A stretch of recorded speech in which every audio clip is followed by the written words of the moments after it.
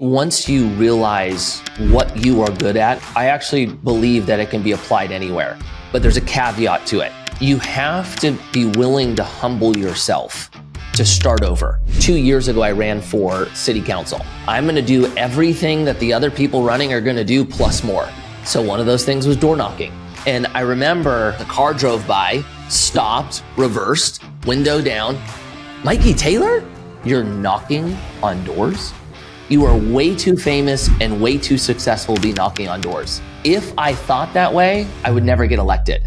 People kind of go wrong with this one, is they feel like anything they do, they need to be the business owner in it. And most of them put themselves in a position where they're the ones driving it. I actually think that's a terrible way of going about opportunity. If your goal is, how do I build the largest system that runs without me? The correct way to do it really is... Mikey Taylor, thank you so much for carving out time. I'm glad we navigated some tech difficulties here. Thank you for having me. It's always something. Before we get into business, skateboarding is a bizarre sort of upbringing that I have a million questions about. Where'd you grow up and what led you to skateboarding in the first place? So born and raised in Southern California, grew up in the, I'm an 80s baby. So 90s is where I did kind of the majority of my figuring it out. And at that time, skateboarding was very small. It was kind of still felt raw and core. And in California, it was, if you were going to do something outside of the conventional sports, it was surfing by and large. But I don't know. I was growing up, I saw one of the cool kids riding a skateboard and wanted to be cool when I was 12. And so I got one and just completely fell in love with it. It very quickly became an obsession. Didn't want to stop skating. And so as I started getting older and started getting more pressure from my parents to get a job and start making money, I wasn't totally ready to stop skating. So I tried to figure out a way to have both. And that was to convince sponsors to give me free product so that I could sell that product to my friends. And that would be my side hustle while I continued to skate. And then fast forward, in my early 20s, it became a all-out career. I became a professional skateboarder, started traveling the world. I was top 10 for almost a decade. It became something I didn't initially plan for, but I was not mad at it either. For a lot of people in the larger aligned sports, there is a point when their family, their friends, culture finally embraces their pursuit and says, oh, yeah, fuck it. Go after it, man. Did you ever hit that point with skating? And if so, what was it? I did hit that point. It was more a financial kind of benchmark. And prior to me becoming pro, my parents were really concerned that I was going down the path of being a pro skateboarder and not going to college. Right. And to really add to it, if you would have asked me in middle school and, my first couple of years of high school, I would have told you I'm going to be an attorney. Very early on, this is what I'm going to do. I'm going to go to college. School was easy for me. And so I think my parents found some comfort that their son is very clearly knows what he's going to do. And that's a job that, can give you some type of quality of life. And so when I told them I wasn't going to college and I was doing a skateboard, they kind of panicked. And then I got to a point where I started making pretty good money. And then at that point, my parents were looking at my little brother going, you could do this. You could be a pro skateboarder. And so I think that was probably one of those big pivotal moments. Oh my gosh, there's actually an opportunity here. And if my parents are now promoting that to my little brother, which 5 years prior to that, they were trying to convince me to go back to college, something's changed or our outlooks did. One or the other, it's go time. Did you have any reservations at that point? So you felt like you had made it, right? You felt like you had made money. And that is from a parental perspective, I can understand that, right? I have no kids, but when you think about parenting, of course, if your child's going down a path, you're concerned that they're not going to be able to sustain life, right? Did you have any concern from that moment forward? Maybe I should have gone to school. Maybe I should also have a contingency plan. Or did you think hey, you know what? I'm all in and this is the game. Yeah, I was concerned 100%. The thing about it in the 90s and the early 2000s, it was pushed pretty heavy upon us, way heavier than it is now, that you have to go to college to make money. And so definitely like, I was like, oh dude, am I blowing it by doing this? Like, am I taking like the short term, like high and, is the long-term future, am I sacrificing there because of it? I told myself in the beginning, I could always go back to school, if this doesn't work out. But something kind of changed in my life once I realized that I had a skill set that I could apply outside of skateboarding. And I would say the dynamic or the challenge that skateboarders have is the longer skateboard career you have, the harder it is to move out of skateboarding and into real life. For me, when I started my first business, I was still skating. I was in my late 20s, and it was probably the most freeing thing ever because I realized that me riding a skateboard wasn't the only way I could make money. Like, I actually had a skill set to go much beyond that. And then there was no looking back. Like, I never had to think about college again. And now, I promote a whole different message. Like, I'm not very bullish on college. I'm actually try to tell kids, figure out what you want to do first and then pick the best path to get there. And if school is in that, then do it. But if it's not, don't waste your time and don't waste your money. That came more through my experience of the last 20 years. Yeah. I mean, in fairness, so I'm 43. I'm in the same boat as you, grew up through the 90s. Very, very much my youth was go to college so you can get a good job. Yeah. And that was it. And I chose to go down the path of sales. And I was making $100,000 when I was 19, thinking, why am I going to college? But contrary to your path, I kind of did it anyway, because and largely because I was contingency planning, which is part of my MO. The message today of you can figure it out, you don't have to go to school, figure out what you're interested in, and then learn that way it feels like a safer path than it did then. There are a lot more resources today to learn on your own, to create a business on your own, et cetera. What was the business that you first started through skating, and did you do it alone? How did that come to be? The first business I started was a craft brewery, full-blown production brewery. Fuck yeah, what kind of beer? I did not do it alone. There was 3 of us total, so 2 of my friends that were co-founders in the business. And as we started building out our business plan, we started hiring people before we launched. So I think we launched with about 8 people total. And then we grew that to just around 50 employees within 3.5 years. And then we ended up selling our business to Miller Coors in 2015. I love that. I am terrified of participating in a business that is a vice for me. So I refuse to get involved in alcohol, coffee, or any other such thing. I feel that. Look, I had a fully stacked fridge for years. It's that could be a challenge for sure. If I need to unplug for some reason, if I need to disconnect, I don't want my business to be directly tied to me walking away somehow. Enough said. I'm tracking. Okay, so I want to talk real estate, but there's this gap between skateboarding and diving into beer. What was the most important element of being a professional skateboarder? What made you good there as a human? I have a business mind. And in that, you move over to like the brand side of things. I'm really good at building a brand or a message or a story that drives people in beyond the skill or the product or the service. And I kind of discovered this while I was skating, and kind of how it worked at that point. I got my first shoe. So I had a signature Mikey Taylor shoe.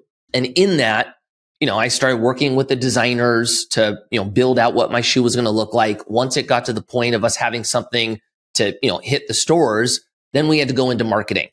And this is when I really kind of put it together. I started thinking about concepts and ideas where kids could resonate with me more than they currently are, which in turn would sell more product, which then, I would make more royalty off of. And when I started looking at skateboarding through that lens, like, how do I build a bigger brand? How do I build a bigger audience? What is my ultimate funnel structure in? Everything changed. And without that, I think my career would have gone the, normal 7 years. And I ended up going 14, I think, just because of this idea that I was approaching it as if I were a business, not as if I was a pro skateboarder. Yeah, I think that the focus on attention and personal brand and exposure is way higher today than it was 20 years ago. And 20 years ago to think through that is very unusual. So that's a great insight. Yeah. So I would say that's the reason. And then I'm obsessive. Like I hate losing. I will do more than the person next to me to win. That was a good quality to have when being a professional athlete. That's the through line with people jumping from one space to a totally different space to a totally different space, is these personality traits that drive through. And so, and I imagine, and maybe you have another answer to this, but what is it maybe it's just that, but what is it that makes you good in skateboarding, makes you good in selling beer, and makes you good as a real estate investor? What is the common thread there? I think once you realize like what you are good at, what your superpower is, I actually believe that it can be applied anywhere. But there's a caveat to it. You have to be willing to humble yourself to start over. And my real test was actually it wasn't going from skateboarding to beer. It was actually going from beer to private equity. And the reason why I say that, when I built the brewery, I was still skating. I was on the tail end of my career, but I was still known as a pro skateboarder. And so a lot of doors were opening for me still. And I still had that mentality of I'm the guy and opportunities coming to me. When we sold the brewery and I stepped into a space where there truly was no crossover, I had to start at the first floor again. And that is very hard for somebody who's had already succeeded in a different industry. At my case, let alone two. And so what normally happens is I have a, very successful professional skateboarding career. I step in to do the new thing and I keep myself at, let's call it level 10. But in the new industry, I'm not level 10. I'm like seriously starting over. And if you're not willing to go through the beginning stages of building again, you're actually never going to grab traction. And then you're basically going to be the guy who once did something cool and now lost steam. And so now I know I know what makes me great. I know what my superpower is. If I'm going into another industry, I've got to spend the year of figuring out what it is, figuring out how to apply my idea, building relationships, going to events, like doing the early stage grind stuff again. And now I'm at the point I know it's like I can be successful in any category. The humbleness is the big factor. Yeah, that's beautiful. The way that I frame that internally is if I set my own expectations, realistically, it makes that initial phase easier. Meaning, if I know that it's going to suck in the beginning and I expect it to suck in the beginning, then it's okay when it sucks. Yeah. If you lack the self-awareness and you walk into a new thing thinking it's going to be easy and it ends up sucking, that's when people usually pull the ripcord and get the fuck out. That's a good outlook. As you just said that, it just reminded me of something. So 2 years ago, I ran for local office, city council in my area. I don't live in a huge city. It's about 130,000 residents. And in that, one of the things that candidates do, they knock on doors, door knocking, right? And I went into it thinking, you know what? I'm going to do everything that the other people running are going to do plus more. So one of those things was door knocking. And I remember coming out of this neighborhood, I just knocked on somebody's door. I'm Mikey Taylor. I'm running for city council. Gave him the whole pitch, walked out to go to the next house. As a car drove by, stopped, reversed, window down. Mikey Taylor? I'm like, yeah, what's going on? Dude, I'm a huge fan. And then he looks at me and goes, what are you doing? And I'm like, oh, I'm running for city council. And right as I said that, he goes, you're knocking on doors? I'm like, I am. And his response was, you should not be knocking on doors. You are way too famous and way too successful to be knocking on doors. And basically my message to him was, if I thought that way, I would never get elected. And my goal is to win this thing. And if you're going to win this thing, you have to be willing to do what everybody else is doing. And so that is hard to do once you've established yourself in another category. So that's been my experience. It's uncomfortable. I'm not going to tell you it's easy. I hated door knocking. It is not a cool feeling, but it's absolutely necessary. The idea of participating in city council makes me want to jump off a cliff. What made you want to participate in city council? So that's a good one. It came from my wife, actually. Like, my wife and I were up one night talking. We were having a glass of wine, and she kind of just mentioned that she felt like our city was missing a lot of things. Like, and to go more into the weeds, where I live, if you're, a baby to like 20, it rips. Like, it's so good. And then we like have a gap. If you're like 20 to like 35, not much here for you. And then, you get a little bit older and you're having kids, it opens up again. And so we were talking about the what we're missing. And I don't know, I was like feeling positive that night. And I was like, babe, instead of us just talking about what we're missing, why don't we go create it? Let's be part of the change. And she just looked at me and goes, yeah, all right, what are you going to do? And I was like, what did I just get myself into? And so basically, after about 10 months of thought, we decided I'd try to get involved locally in city council. I felt like that, I felt like my skill set could be applied there. And it's very part-time. So my current business that I'm running, I didn't have to sacrifice any time there.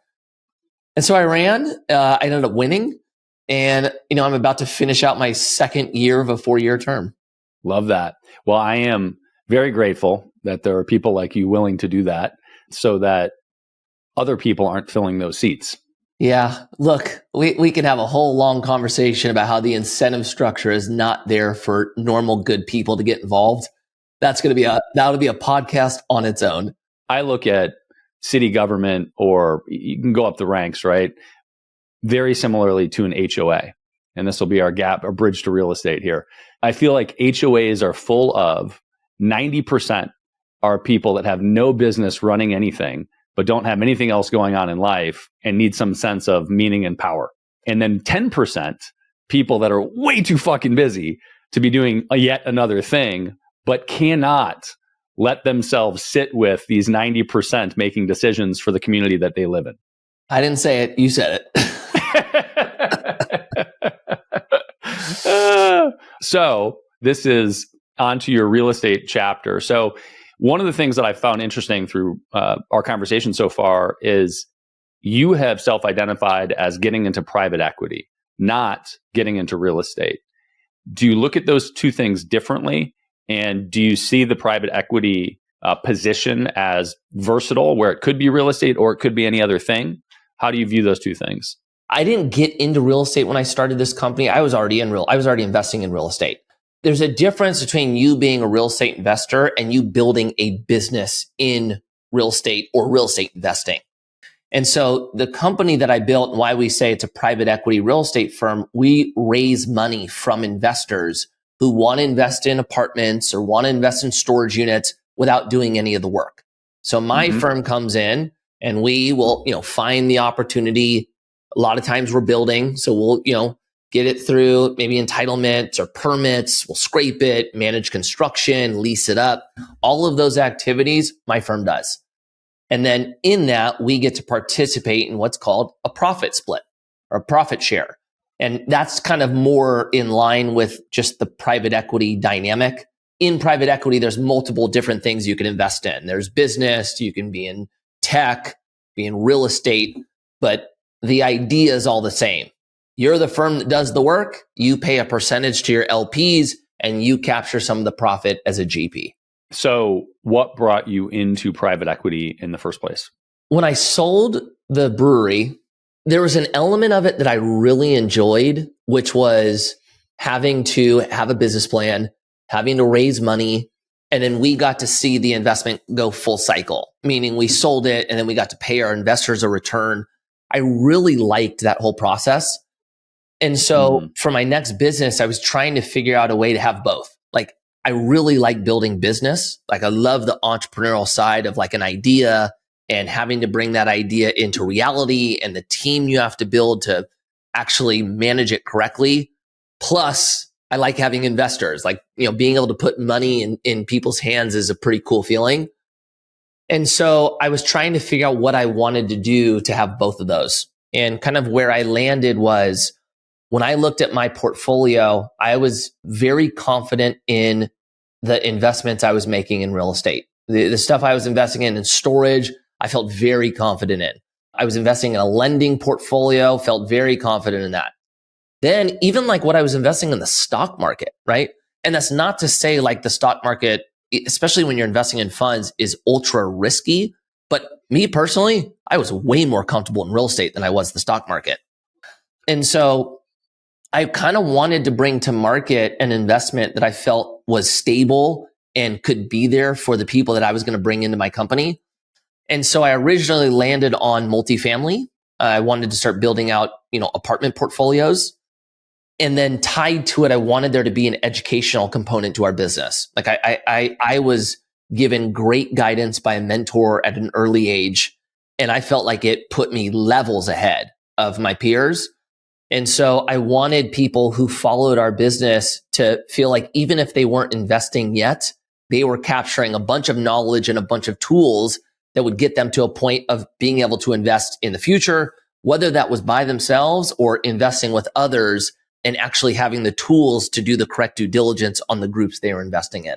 So what does that look like? Is that kind of top of funnel education and then use that attention and education to find investors for the funds? If you go to our social media, it's pretty much going to be all education. So, YouTube, you're going to have your long form content, and it will range from, creating a budget and building credit all the way to, waterfalls and profit splits. Like there's a lot there. Do we get investors that way? We do. So we will have people that follow our company, learn about real estate, and then hear what we do. And, we get a good amount of people that end up coming and investing with us. And then we have people that, invest on their own. They have, real estate businesses or real estate portfolios that probably will never invest with us, but they like hearing about what we're doing as an actual business. And we're doing, some pretty cool stuff. I think that adds value to the mom and pop investor as well. Yeah, no question about it. I mean, I think kind of back to your comment before, if you feel like you're too far along in life to learn from other people and learn the fundamentals, you're missing a huge opportunity to get better, which is kind of why I'm talking to you. So tell me about why,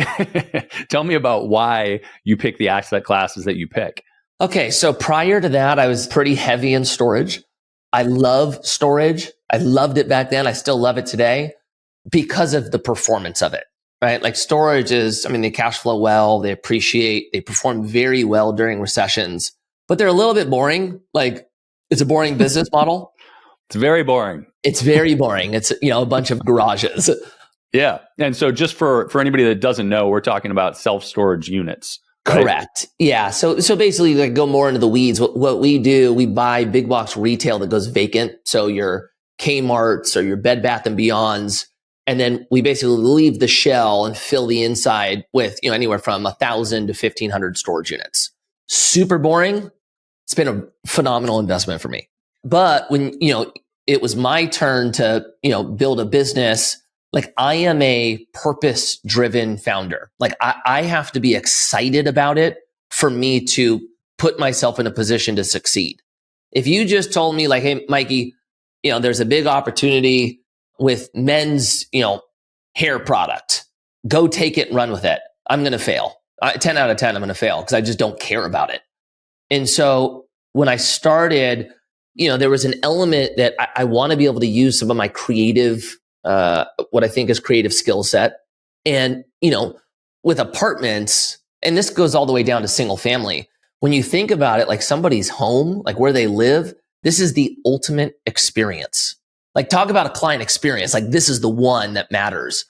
And so I really thought I could not only add value to building out apartments that were done very tastefully and really created something for this next generation. And at that time, it was like early end millennials, and now it's, some tail end Gen Z. I thought there was a strategic advantage there, but it also seemed more purpose driven. Like, we're in a housing crisis in a lot of states throughout the nation. I see it as a great opportunity. I felt like I can add my, creative juice to it. That's all I needed for me to be like hell bent on winning. What I heard, and correct me if I'm wrong, but what I heard was the choice for asset class for you was less about an increase in ROI and more about what you saw as an opportunity to engage yourself and align it with your own superpower? The answer is yes, but I would say the caveat is I would not do this for mobile homes or, like industrial. I wanted the asset to fit inside of a certain box first. So a big thing for me is I want assets that can withstand adversity. Like I want to be investing in an asset class that when we go through future recessions, they do well. That's like a non-starter for me. And so I started with that one. Multifamily performs very well historically during downturns. Once I got that in the box, then it became everything you just said. Like, what am I driven by? Where do I feel like I can drive the return further than my competitors? And multifamily was that. Like, I'm not going to personally mobile homes is probably like the best one. Like mobile homes, it does have a really good return profile. Actually, my skill set cannot be applied there. And so if my skill set that I think separates us from everyone else can't be applied, then I don't think our business can be the best. And I am here to be the best. When you say your skill set can't be applied, I've heard lots of things that indicate otherwise. But the thing that rang true to me right there was you wouldn't be excited about it. Okay, I wouldn't be excited about it, but look, I drive the culture here. Like I'm the one that gets the team fired up to do stuff. If I'm not fired up, the whole entire organization feels it. Yeah. And so even though I have a great team that, by and large is good at all the things that I am not at, if you don't have somebody driving the energy forward, I think you're putting yourself in a position of losing or not competing, which is probably even worse. And so, yes, you're correct. But, I don't know how I look at mobile homes or even store, like there's an element of storage, like you're playing the efficiency game. Like, how do we get in cheaper than everybody? How do we run our expenses more efficient? How do we have more systems in place? And we have that all. That's just not my skill set. And so I got to make sure that I'm all on board. And I would say the other part of that is if I'm not, I run the risk of doing something for a short amount of time and then bailing. You got to have a 10-year outlook to succeed. And you put yourself where you only got 2 years. I don't even think it's worth doing it for a day.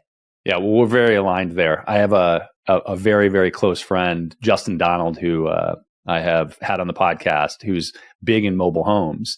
And he introduced me to mobile homes years ago. And I went through the whole gig. Like I went through a DD on this stuff, learning how to invest in them, learning how to assess them, looking at a bunch of deals. And then I thought, I don't want to fucking do this.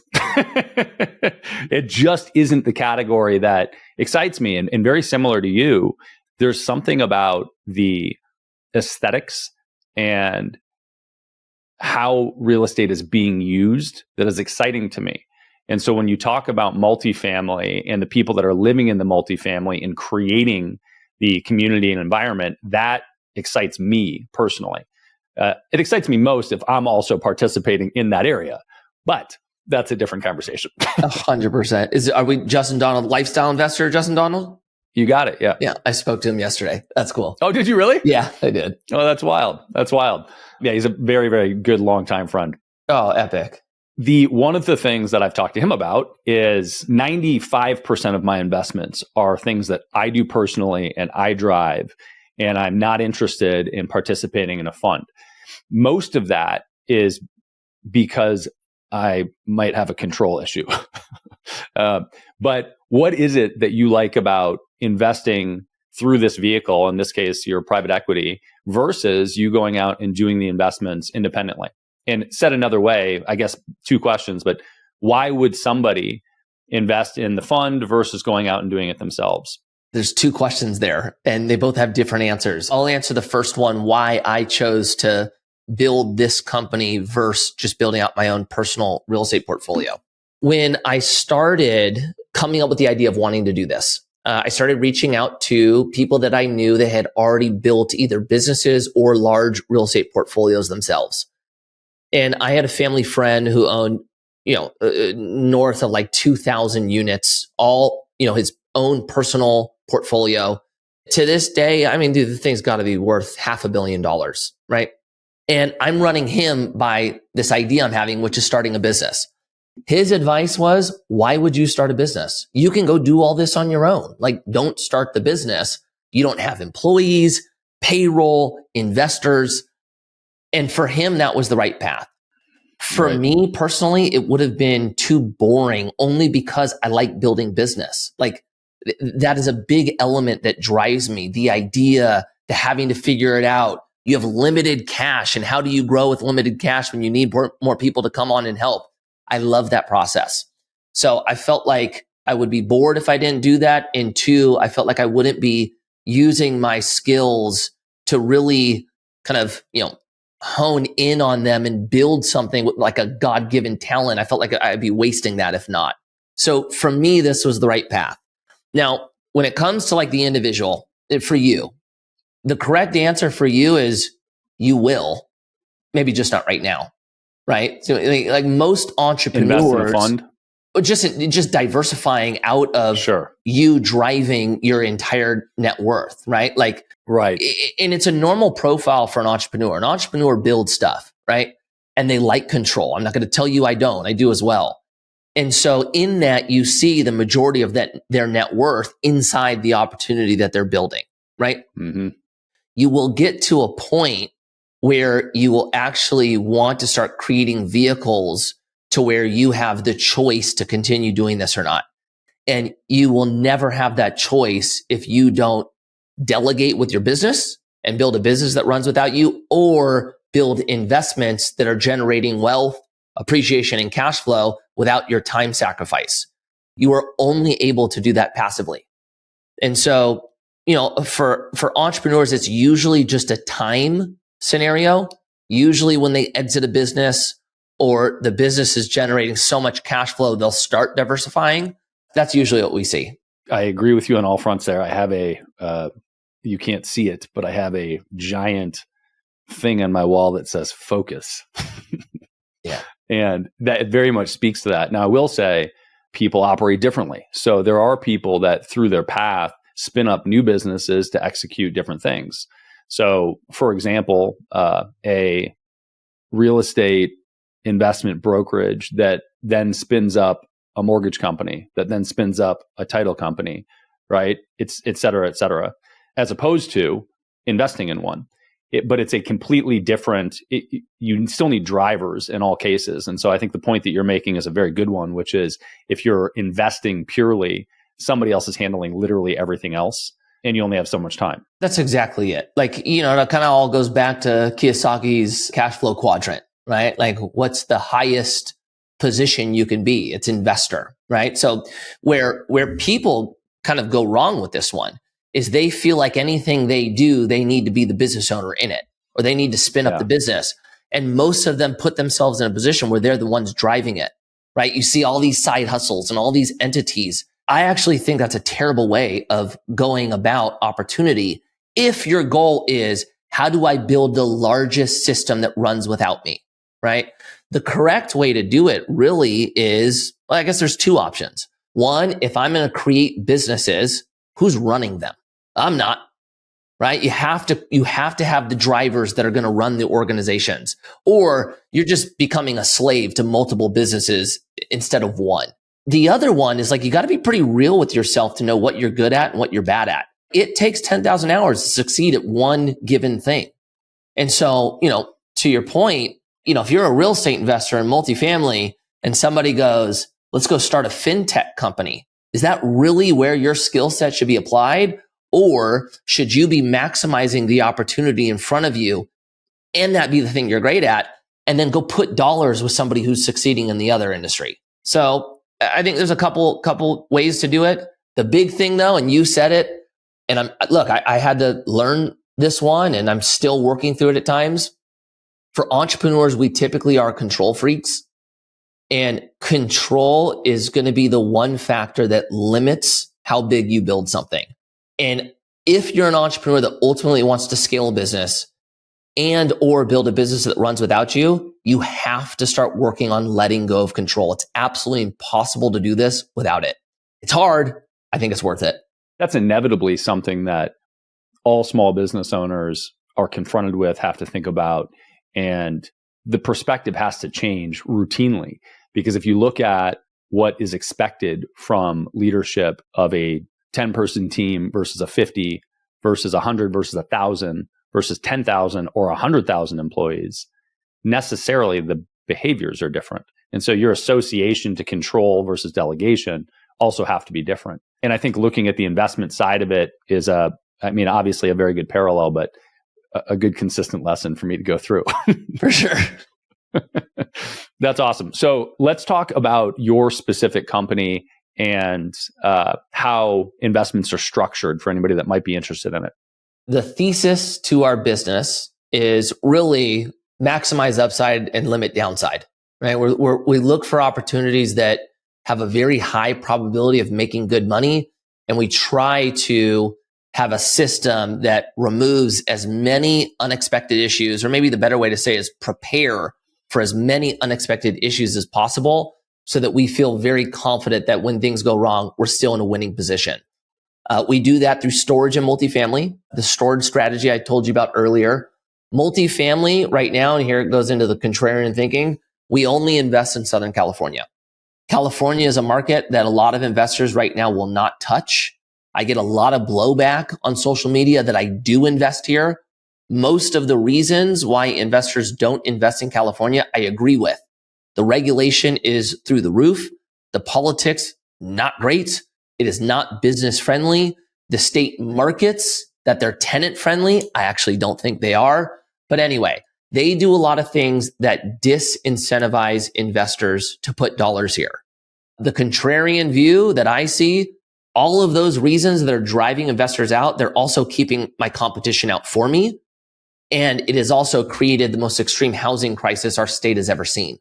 And so we come in and find the cities that are the most undersupplied. We look for distressed assets that we can scrape, and then we build multifamily on.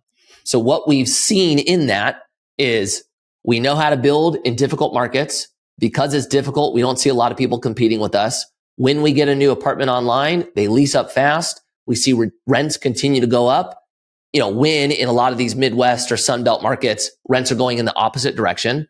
And then we see appreciation happen at a higher level. So that's kind of our thesis right now. I am on a buy spree. I'm trying to buy as much as I can in this window that I think is a very, very great opportunity. And then how we structure it, it depends on the offering. We've had, I think, 9 different offerings so far. And it ranges anywhere from a 35% profit split down to a 25% profit split. Right now, our current offering is our company takes 25% of profits once the investor recoups their principal. Can you break that down a little bit further? That anytime people are investing in funds, the nuances of what it means to be a GP or an LP and who's actually getting what, it can be sliced 1,000 ways. So you are the general partner in these deals and you are raising money, and those are the limited partners. Yeah. So basically, limited partners just mean that you don't have to do any work. You don't have to sacrifice any time. You are really making a return on your investment, where GPs they're typically active in the business. They're, getting your financing, finding the project, et cetera. How an investor makes money, it can be chopped up a million different ways. We try to make it very simple. And so we have a management fee. That management fee basically keeps the lights on. How our company really makes money is when we perform. So let's say you're an investor of ours, you give us $100,000, right? Getting your principal back would mean we put $100,000 back in your pocket. That's principal payback. Then anything on top of that, my company gets to participate in those profits, and we get to take 25% of whatever those profits are. And then that 75% that you're getting, we are trying to target an ultimate return for you that, for us, if you like average annual return, our new offering, we're targeting about a 21% average annual return. If you like IRR, this is more of an institutional metric. It's about a little over a 17% net IRR. So try to keep it as simple as possible. Internal rate of return. Great. What is the number that keeps the lights on for the company for you? Okay, so the management fee will range anywhere from 1% to 2%. We have multiple offerings. One of them right now, 1% management fee. Two of the offerings we have open is a 2% management fee. And it really comes down to the deal. Like when deals are harder to find, there's typically less room in the deal. So if we feel like we're not able to hit the return that we're really trying to drive for investors, we have to look at ourselves and go, maybe it's time for us to bring our fee down. When we get great deals that have a bunch of room to make return, then maybe that's a scenario where we can make a little bit more. A couple quick questions for you.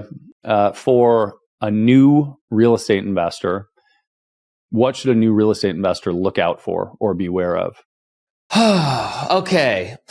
Depending on if you're active or passive, you're going to get two different answers. If you're going to be active and you want to do your first deal, the biggest thing that you're going to fight is emotion, right?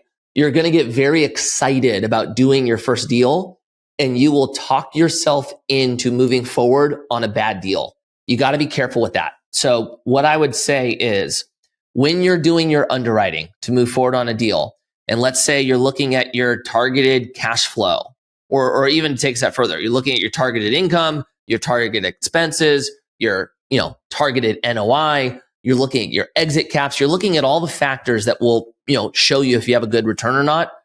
Add some adversity to every single one of those categories. If you think you're going to get $2,000 a month, give that a 20% haircut and see what that does to the deal. If you think interest rates are going to land around 7.5%, drive them up to 8.5%. See what that's going to do. If you think cap rates, when you sell this thing, are going to trade at 5.5%, drive it up to 6.5%. See what that does to the deal. And the reason why you want to make sure that when things go wrong, you can still make money. If you're putting yourself in a scenario where everything has to go right for you to make money, chances are you're going to lose. And so be careful with that. If you're a passive investor, you need to just get good at your due diligence and asking the people that you're investing in the correct questions. Experience is going to be a big one. How long have they been doing this? I would say one of the most valuable questions I learned to ask people that I'm investing in is, tell me about things that went wrong. Like what was the last thing that went wrong, and what did you do to resolve that, and what was the impact to investor? And what I would say is if you're talking to a group and they say that something hasn't gone wrong, they're either lying to you or they haven't been doing this long enough for something to go wrong. In either scenario, I wouldn't find a lot of comfort investing in that group. For the groups that tell you something went wrong, it's okay for things to go wrong. It's natural for things to go wrong. What you're trying to gauge is how did they problem solve? Like when they were put in a scenario where there was bad things happening, what was their decision making like? And how did they resolve it? That's probably one of the most valuable factors to investing in a group. Man, those are both great answers. And I think to shed light for a new real estate investor, I want to add a couple things. One is inside the walls of Easy Pay Direct, day in, day out, we are underwriting businesses. You, for real estate, you are underwriting deals.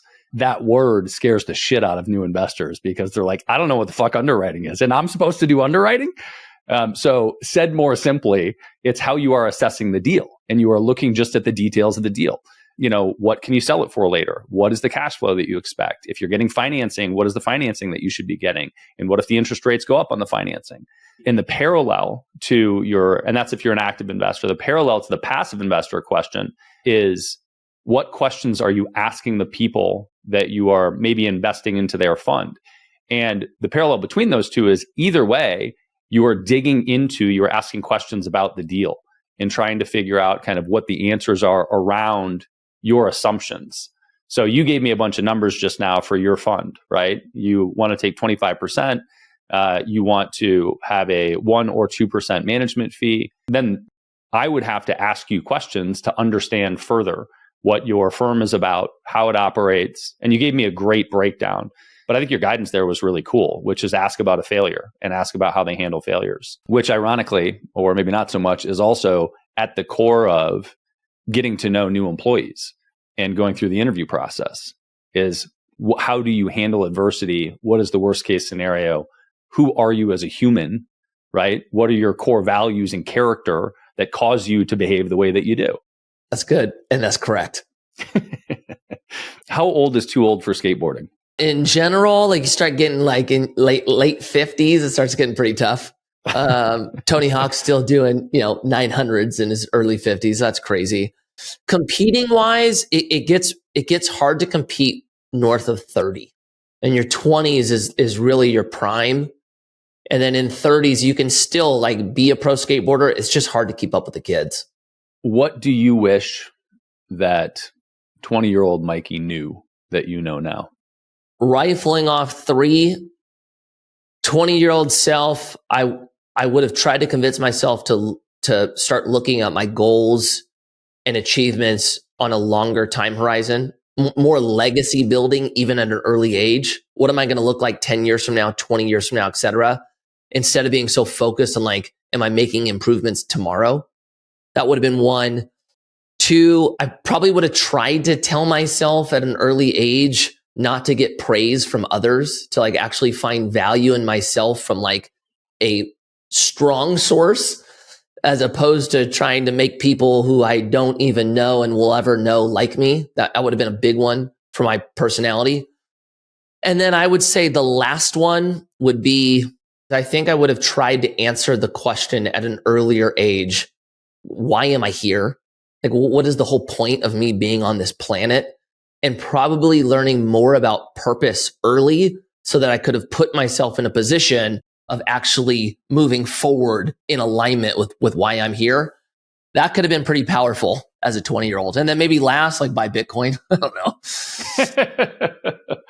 Love it. Mikey Taylor, it's been awesome. Where do you want to point people? You want to send people in any direction to find out more about you, about the business? Yeah, if you want to check me out, I'm on all the social platforms. Just put in Mikey Taylor.